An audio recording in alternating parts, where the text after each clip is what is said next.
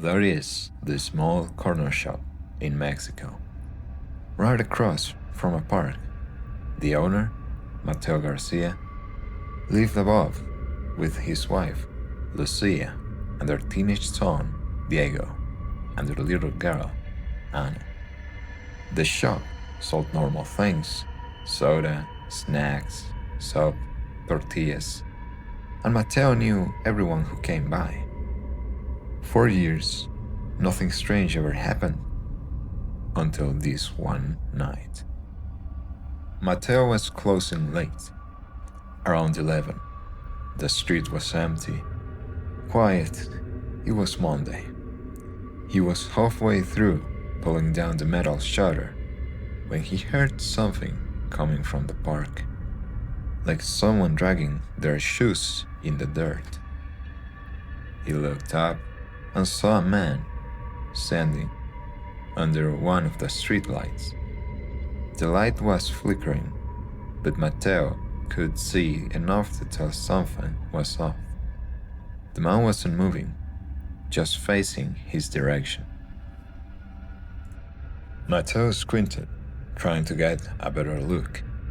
Then the light flickered again, and for half a second he saw its face. Or rather, what should have been one. There were no eyes, no mouth, no features at all. Just skin, smooth and gray. He froze. The figure tilted its head slightly, almost curious. Then the streetlight went out completely. When it came back on, the park was empty. Mateo stood there for a bit, trying to tell himself it was nothing. Maybe a trick of the light. Maybe he was just tired. He closed up, locked the door, and went upstairs. That was the night where everything started. They were eating dinner when they heard a loud thump downstairs, followed by the sound of the fridge door opening. Mateo thought maybe it hadn't sealed properly, so he went down to check. The door was wide open, and cold air was pouring out like fog. The little light inside was blinking on and off, so he shut it, made sure it cycled, and went back upstairs. Not even 5 minutes later, they heard it open again. He went back down, but this time the door was closed. Everything was in place. The bottles weren't moving. Nothing looked wrong at all. So he tried not to think about it. And fresh in his mind still was what happened like 10 minutes ago. The next morning, Mateo opened the shop like normal. Customers came and went, but around noon, a soda can fell off the shelf by itself, so he picked it up, and as soon as he put it back, another one slid off from the other side. That night, Lucia said she heard footsteps downstairs while everyone was in bed. When Mateo went to check, the store was empty, but the fridge door was open again. Not wide, just a crack this time, like someone had gently pulled it. He pushed it shut and sat there for a few minutes, staring at it. Then he heard tapping coming from inside the fridge. Soft, like knuckles on glass. He opened it, and of course, nothing was there. The next evening, Anna told them she saw a man without eyes standing near the fridge. Diego teased her for it until later, when a bottle of soda shot off the shelf and hit him right in the shoulder. He swore it came flying from the middle row, not from the edge. After that, Mateo unplugged everything: the fridge, the radio, the lights, thinking maybe there was a wiring problem. But around 2 in the morning, every single thing turned on by itself. The lights flickered, the radio blasted static, the fridge started humming louder than usual, and all the glass bottles began to shake. Lucia started crying. She begged Mateo to close the shop and leave for a few days. But he couldn't. He said that he couldn't afford it. Still, deep down, he knew something was wrong. He started keeping the front light on all night. The next morning, Diego woke up with scratches on his chest. 3 long lines, like someone had clawed him. Anna stopped talking completely. She just sat by the stairs, staring down towards the shop. That's when Lucia decided that she could use some help from Father Esteban, the priest from the nearby church. The priest came that same afternoon. He listened quietly while Mateo explained everything. When Mateo mentioned the faceless figure in the park, the priest looked serious, didn't say much. He sprinkled holy water on the shelves and said a few prayers. For a little while, the place felt calm, even quiet. Those were 1 or 2 weeks of calm for the family.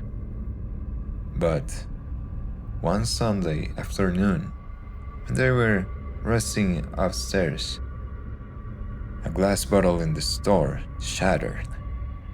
The lights went out.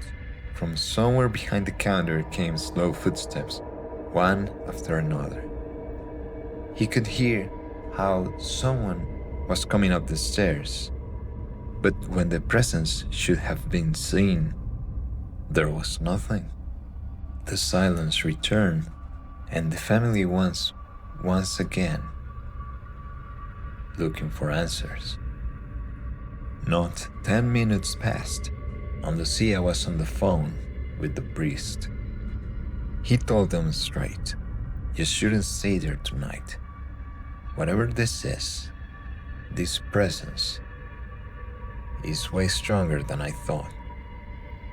So they agreed and left. They went to Lucia's sister's house that night. Around 3 in the morning, Mateo's phone buzzed. The motion sensor from his shop camera had gone off. He opened the app, and for a few seconds, he saw the inside of the store, dark and quiet. Then, something moved in front of the fridge. It was tall and thin, the same shape he'd seen in the park. The video glitched. The figure turned towards the camera, and the feed went black. The next morning, police called saying the shop's door was open, but nothing was strangely stolen. But the floor near the fridge was covered in frost, like someone had opened it and left it that way for hours. After that, calm returned to the house. Another 2 or 3 weeks went by without any kind of happenings. But that's when Mateo decided that his family would be safer in the house of his in-laws. So he decided to reopen the store, and he told everyone that the problems were just electrical. Business went back to normal.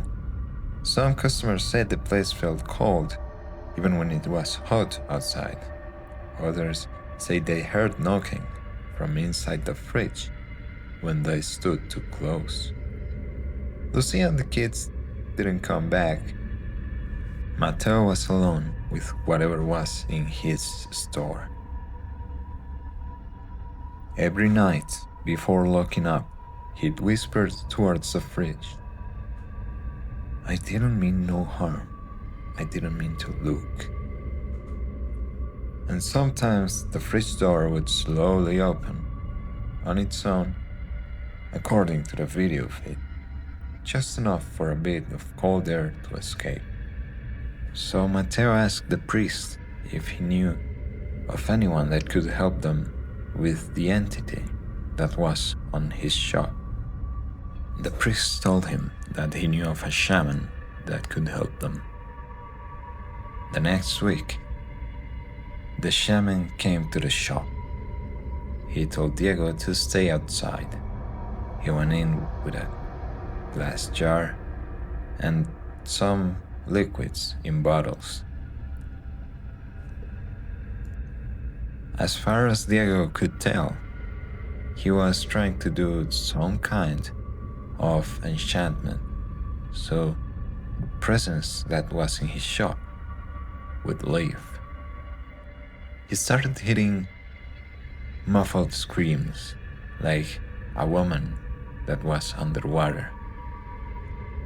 15 minutes passed and the shaman came out. He was pale, but he told Mateo that the presence wasn't attached to the shop, it was attached to him because he looked at its face. After that, normality returned to the shop and the little family house.